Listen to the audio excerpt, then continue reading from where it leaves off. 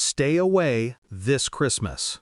Just 4 words, and yet they landed like a punch straight to the gut. Dad's text was cold. My sister followed immediately, her laughing emoji slicing through any pretense of family warmth. I stared at the screen, feeling the surge of something I'd buried a long time ago. The anger, the hurt, the disbelief, but above all, the clarity. I replied without hesitation. Then I'll stop touching the bills. 5 minutes later, I canceled every auto payment linked to their accounts. Every credit, every transfer, every joint expense, they were mine to control, and I could. It wasn't always this way. I remember Christmases when Dad would sit by the fireplace, smiling, holding my hand in his. My sister laughing, chasing snowflakes into the cold. Back then, I thought love was permanent. I thought loyalty meant something. That illusion shattered the night I found the first message. My sister, the one I had defended endlessly, was plotting behind my back. Whispered calls, secret meetups, plans that excluded me. At first, I convinced myself I was imagining things. I am not a fool. I watched, quietly, carefully. I tracked patterns, memorized routines. I listened when I was supposed to be asleep. Every subtle slip, every laugh that sounded too sharp, every text I wasn't meant to see, they added up. Betrayal tastes metallic, sharp, hot, but I swallowed it. I didn't scream, I didn't run. I waited. I collected proof, screenshots, bank statements, emails, evidence they thought I couldn't access. I built the map of their lies, brick by brick. Each piece fit perfectly, like the lines of a well-planned heist.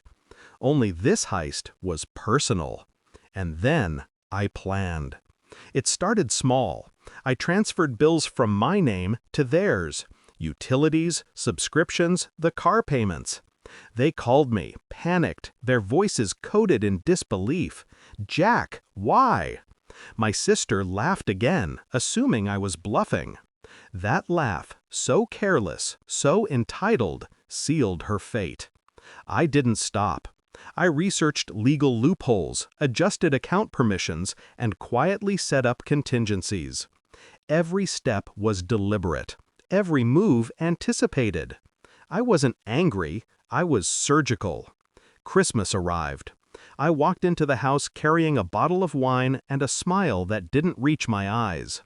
Dad greeted me with thin politeness. My sister's eyes widened the second she saw me. You didn't?" she whispered. I let her stew. I let them squirm. I served wine. I made small talk. Every word, every laugh, every sip of wine was a chess move. And then, the revelation. The bills, all of them, gone. All of their financial privileges instantly cut. Every joint account frozen. Every credit line under my control. Their plans for the holidays, their freedom to manipulate, they vanished like smoke. I watched Dad's face tighten. I watched my sister's confident mask crumble into something unrecognizable. Shock, rage, helplessness. "You think you can push me out?" I said softly, almost conversational. But I was never outside your reach.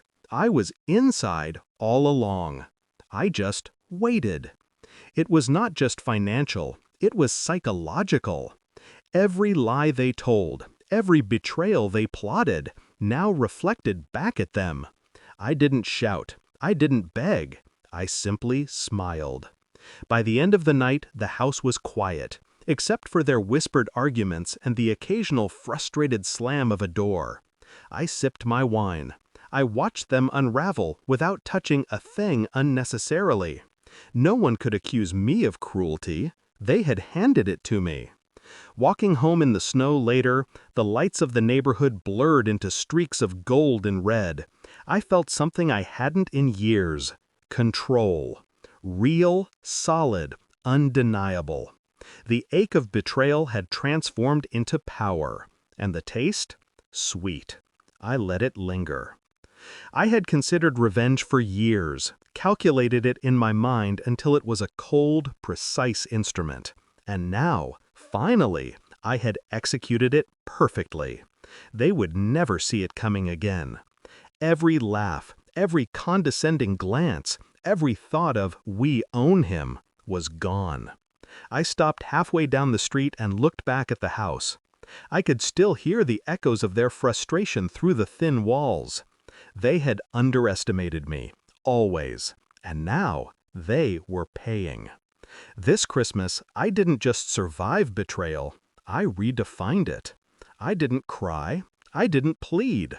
I rose, quietly, intelligently, and as the snow fell, I allowed myself a single thought.